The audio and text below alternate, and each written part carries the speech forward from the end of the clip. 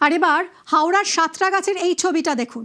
দেখুন কিভাবে রেল ট্র্যাকের ওপর দিয়ে যাতায়াত করছেন মানুষ। বহু মানুষ যাচ্ছেন, তারা জানেন যে কতটা ঝুঁকিপূর্ণ তাদের এই যাতায়াত।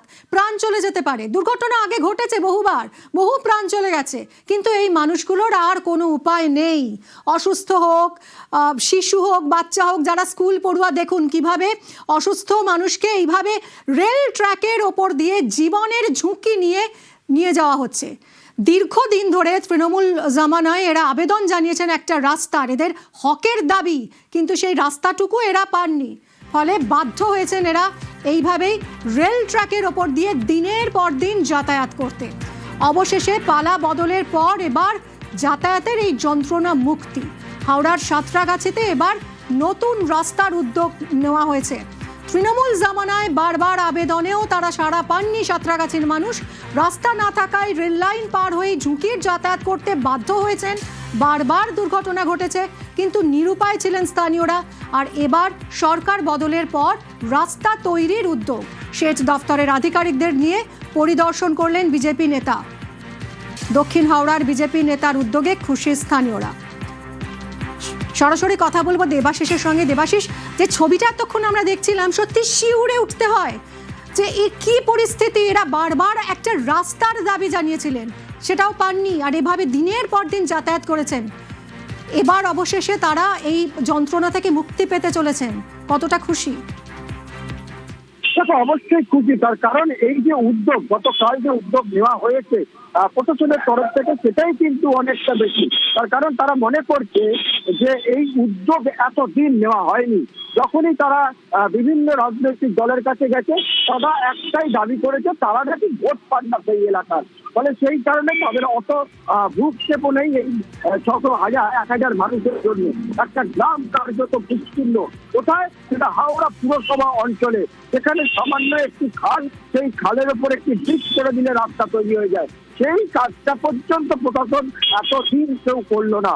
অবশেষে বিজেপির নতুন সরকার এসেছে, সেই সরকারের তরফে তাদের আবেদন। সেই সরকারের তরফ থেকে ইতিমধ্যেই সেচ দপ্তর থেকে শুরু করে জেলা প্রশাসনের একাধিক আধিকারিক সেখানে যায়। সেখানে পৌঁছে তারা পুরো বিষয়টি খতিয়ে দেখে এবং দ্রুত সেখানকার যে পরিষেবা, অর্থাৎ ব্রিজ অথবা রাস্তা তৈরি করা, সেই কাজটি কিন্তু করা হবে। একবারে যে ছবি অবশ্যই সেটা ভয় লাগেই, তার কারণ মৃতদেহ যখন নিয়ে যেতে হচ্ছে সেটা তো অন্যরকম। কিন্তু যখন এই স্কুল পড়ুয়ারা, শয়ে স্কুল পড়ুয়ারা সকালবেলা তারা সাইকেল নিয়ে এই রেল লাইনের ওপর প্রায় 700 থেকে 800 মিটার রাস্তা তাদেরকে পেরোতে হয়, আর যখন কোনো গর্ভবতী মাকে হাসপাতালে নিয়ে যেতে হয়, তাকে চেয়ারে বসিয়ে কাঁধে করে নিয়ে যেতে হয়, এই ছবি কিন্তু আরো ভয়ঙ্কর। হয়তো এই ছবি প্রত্যেক দিন এই সাঁতরাগাছি মৌখালী এলাকার কিন্তু নিত্য দিনের ছবি হয়ে এসেছে। ফলে মানুষের যন্ত্রণা আজকের নয়, বহু বছর ধরে। সেই যন্ত্রণা মেটার কিছুটা পথ কিন্তু এগুলো এই নতুন সরকার, তাকে খুশি। এবং ভাবলে অবাক লাগে যে দীর্ঘ 15 বছরে যেটা করা গেল না, এই নতুন সরকার ক্ষমতায় এসে 1 মাসের মধ্যেই সেই সমস্যার সমাধানের চেষ্টার উদ্যোগ শুরু করে দিল। 600 পরিবার থাকে, অসুস্থ রোগী, স্কুল কলেজের ছেলেমেয়েরা এই রাস্তা দিয়ে যাচ্ছে, নিরাপত্তা নেই, জল আলোর ঠিক মতো ব্যবস্থা নেই। সেই জন্য আমরা এখানটা দেখতে এলাম। দেখলাম যে দুটো অপশন, একটা রেলকে আমরা জানাতে পারি একটা ব্রিজ করে দেওয়ার জন্য জায়গা দিলে, ইরিগেশনকে সাথে এনেছি। আর একটা অপশন কাঠের পোল যেটা আছে, সেই পোলটা থেকে যদি যোগাযোগ করা যায়, কানেক্টিভিটি করা যায়, খালের পাড় বুঝিয়ে কেটে মানে মাটি তুলে, সেটারও আমরা দেখে গেলাম। তৃণমূল জামানায় বারবার আবেদন করেছেন এলাকার মানুষ, কিন্তু কোনো সাড়া মেলেনি। রাস্তা নেই, কি করবেন? বাধ্য হয়েছেন এইভাবে রেল ট্র্যাকের ওপর দিয়ে যাতায়াত করতে। দেখুন মালপত্র নিয়ে মানুষকে যেতে হচ্ছে, স্ট্রেচারে রোগীকে নিয়ে যেতে হচ্ছে, এমনকি স্কুল পড়ুয়া তাদেরও এইভাবেই ঝুঁকির যাতায়াত করতে হয়েছে দিনের পর দিন। দুর্ঘটনা ঘটেছে, কিন্তু তা সত্ত্বেও কোনো উপায় নেই, নিরুপায় অসহায় এই মানুষ। এরা দিনের পর দিন এইভাবেই যাতায়াত করতে বাধ্য হয়েছেন। কিন্তু এবার পালা বদলের পর নতুন রাস্তার উদ্যোগ, এবার যন্ত্রণা মুক্তি ঘটতে চলেছে সাঁতরাগাছির মানুষের। কি বলছেন স্থানীয়রা, শুনবো।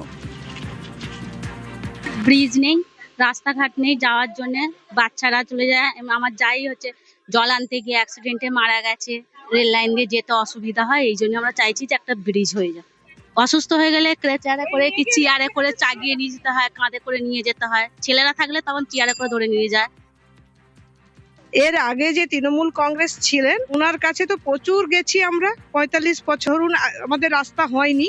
তারপরে ওনারা যে 15 বছর ক্ষমতায় এসেছে, আমরা সবাই মেয়ে বাচ্চা বুড়ো ছেলে সবাই ছুটাছুটি করেছি, কিন্তু ওনারা কোনো গ্রাহ্য করেনি। ওনারা বলছে না তোমরা বিজেপি পার্টি করছো, তোমরা বিজেপিকেই ভোট দিচ্ছ, তোমাদের ভোট দরকার নেই, তোমাদের উন্নতি আমরা করতে চাই না। আমরা ফিরে এসেছি বারে বারে, যার জন্য আমাদেরকে দেখছেই না। নতুন সরকার এসছে, আমরা এনার কাছে আবেদন জানাচ্ছি যে আমাদের যদি একটা ব্রিজের ব্যবস্থা করে, আমরা এতগুলো মানুষ 600 650 মানুষ আমরা বেঁচে যাই।